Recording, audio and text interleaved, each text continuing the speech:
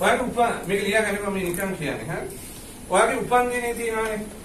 මාසේ කවද්ද ඔයා ඉපදුනේ? මාසේ 1 ඉපදිච්ච අය ඉන්නවා. 1 10 11 ඉපදිච්ච අයගේ ලක්ෂණය මොකක්ද කියලා? 1 විතරනේ තියෙන්නේ. 1 විතරයි තියෙන්නේ. සමහර අය ඉපදින්නේ 2 22. ඒතර 2 විතරයි තියෙන්නේ. හරි? ඔයාගේ උපන්දිනේ සමහර ඉලක්කම් 2ක් ඇති. सामान्य උපන්දිනේ එකේ ඉලක්කමක් විතරක් නම් තියෙන්නේ. ඔය එකේම ඒවා දෙකක් තියෙනවා නේද? ඔයාගේ උපන්දිනේ එකක් තියෙනවා. ඒ කියන්නේ ඔයා ඉපදුනේ 10 ඉඳලා 19 දක්වා අතරන. ඒනවට එකක් තියෙනවානේ. උපන්දිනේ දවසේ. සාමාන්‍ය එක තියෙන අය ඔයා හොඳට නෝට් කරලා බලන්න. හරි ක්‍රියාශීලී. ප්‍රැක්ටිකල්. හරි ප්‍රායෝගිකයි.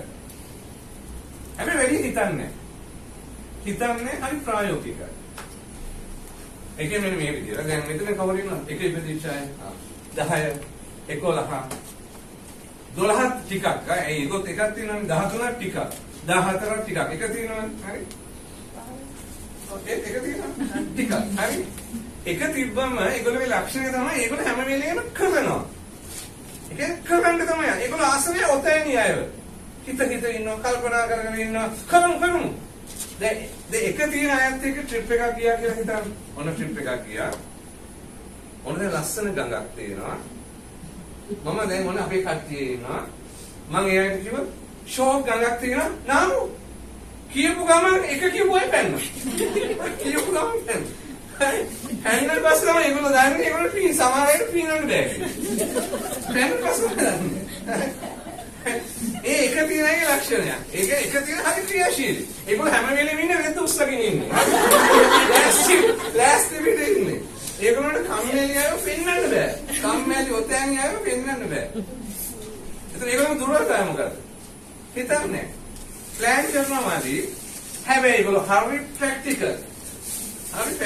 හරි. ඊළඟ අංකය තමයි 2. දැන් 2 තිබුණාම දැන් ඔයා ඉපදුනේ 2 වෙනිදා නම් හෝ 22 හෝ 20 දෙක විතරයිනේ තියෙන්නේ. ඒතකොට හිතන පැත්ත උග්‍රයි. ඒගොල්ලෝ කරන්නේ හිත ඉන්න හැම වෙලේම හිතේ තමයි කරන්නේ ඔක්කොම. ඒ වගේම ඔයා ඉපදුනේ 21 22 23 නම් ඒ දෙකනේ දෙක තියෙන යම් ප්‍රමාණයක් එක තියෙනවා. එයාගේ දුර්වලතාවය තමයි හිතනවා වැඩි කරන්නේ ප්‍රැක්ටිකල් නේ. කවුරු කෙනෙක් කල්ලු කරන්න ඕනේ. දැන් අපි හිතමු දැන් මම කිව්වා ඔන්න ආයෙත් ට්‍රිප් එකට කට්ටියම ගියා. මම දැන් කිව්වා අපි නාමු කියනකොට දෙක ඉන්න අය ළඟ දිහා බලනවා. අයින් දැන් හිතනවා මේකේ කිඹුල නෑනේ. අතන ගැඹුර ඇති මෙතන ගැඹුර ඇති අපි බහින්න ඕනේ මේ පැත්තේ. මේ පැත්තෙන් බහලා මෙහෙම තමයි කියලා හොඳට හිතේ ප්ලෑන් කරනවා නානේ විදිය.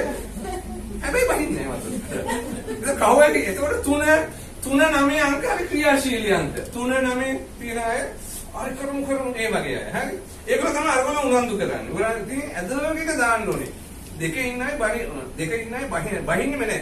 ඉතින් ඇදගෙන මෙහෙම කරලා ගඟට ගිහලා දානවා. හරි.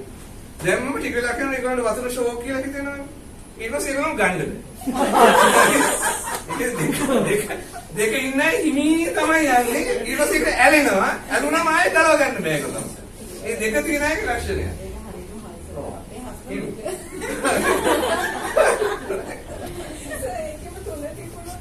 දැන් එතකොට ඊට පස්සේ එතකොට දැන් ඒ නිසා කියනවා ඉපදෙන්න හොඳම දවස කියනවා 12. ඒ 1 2 දෙකම තියෙනවා. එහෙමද 21. 1 2 දෙකම තියෙනවා. මොකද ඒගොල්ලෝගේ විශේෂත්වය? ඒගොල්ලෝ ප්ලෑන් උත් තියෙනවා, ප්‍රැක්ටිකල් සයිඩ් එකක් තියෙනවා. ඒගොල්ලෝ ප්ලෑන් කරනවාමයි. හැබැයි කරන්නේ ප්ලෑන් කරලා. ඒ නිසා කියනවා ඔයා 12 දැන් ඔයාගේ ආයතනයේ 12 21 ඉපදිච්ච අය ඉන්නෝනේ. එයාත් එක්ක හැප්පෙන්න එපා කියනවා. ඒගොල්ලෝ ප්ලෑන් කරලා තමයි දෙන්නේ. ඔයාට හොයාගන්න බැරි වෙනවා ඔයාට වෙච්ච දේ. දැන් ඔයාගේ ආයතනයේ හෝ ගෙදර එක කවුරු එක තියලා ඉන්නවනම් එයා හිතන්නේ නෑනේ. එයාට දැන් ගැහුවොත් එන්නේ එයා කඩලා ගහනවා පිට. එයා හිතන්නේ. ඔවිච්චකින් ගහනවා. ඒ වගේ තත්ත්වයක් එන්න පුළුවන්. නේද? එක ඉන්නයිට ගහන එක අවදානක්. හරි සර් 12 වෙනි මාසේ 1 2 දෙක ඉපදිච්ච අයට ඔයා බය නැතුව ගහන්න. මොකද දෙකේ ඉපදිච්ච ඔයාට හිතෙන් ගහන්නේ. හරි හිතෙන්මයි ගහන්නේ. හිතෙන් ගහන්නේ. හරි හිතනවා විතරයි. හැබැයි 12 හෝ 21 ඉපදිච්ච අය ගැහුවොත් ඒගොල්ලෝ ඒ වෙලේ ගුටි කාලේ ඉඳලා පස්සේ වාට දෙනවා හොයාගන්න නැති. ඒ නිසා ලෝකේ ඉහළ ව්‍යාපාරික ගොඩක් ඉන්නවා 12 හෝ 21. එතකොට දැන් අනික් අයට මොකද්ද මේකෙන් දෙන උපදේශ?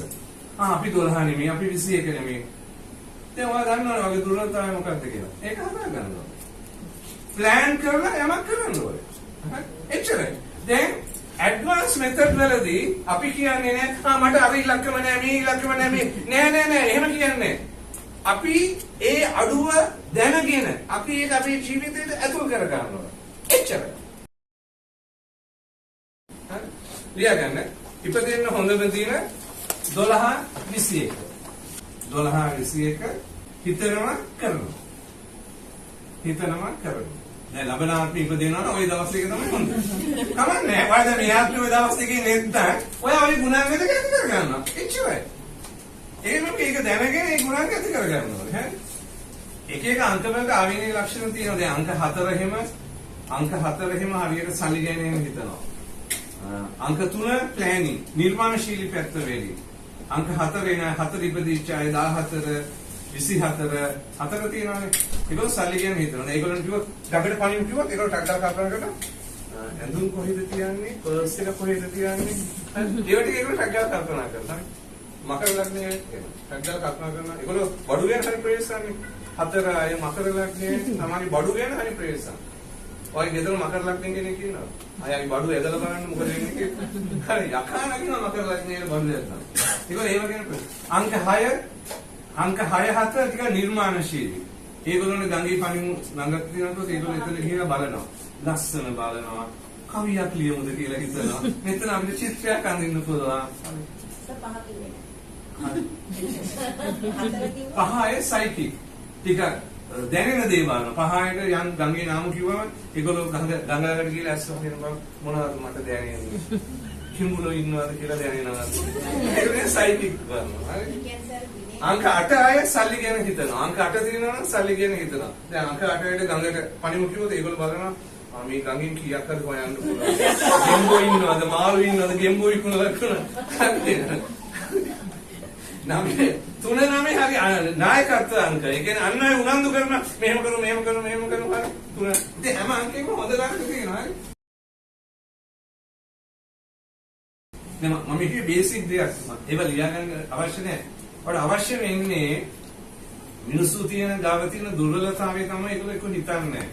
ඒක කරන්නේ. તો සාර්ථකයි හිතනවා සා කරනවා. ඒක ඇති කරගන්න කියන එකයි මට ඔයාලට කියන්න ඕනේ. හිතනවා සා කරනවා. ඔයාගේ උපන් දිනේ දෙක තියෙනවා ඔයා ගාව මාර ප්ලෑනින් තියෙනවා. ඒ ඔක්කොම ඔල්ලේ තමයි තියෙන්නේ. අනිත් අයට උපදෙස් දෙන්න හොඳට පුළුවන්. හරි කරන්නේ. කවර කෙනෙක් ඕනේ තල්ලු කරන කෙනෙක් ඕනේ. එක තියෙනවා හිතනවා මදි. ප්ලෑන් වල ශක්තිමත් බව. හැබැයි වක් කරනවා. ඒක හරියට මහන්සි වෙනවා. හේතුව හොඳ ප්ලෑන් එකක් ගන්න ඕනේ. ඒක හරි. මම බේසික් දේවල් කතා කරේ. අපි කෑම කාලා පළවෙනි පාඩමට යන්න. හරි. අපි කෑම කාලා 2026 පළවෙනි පාඩමට යන්න.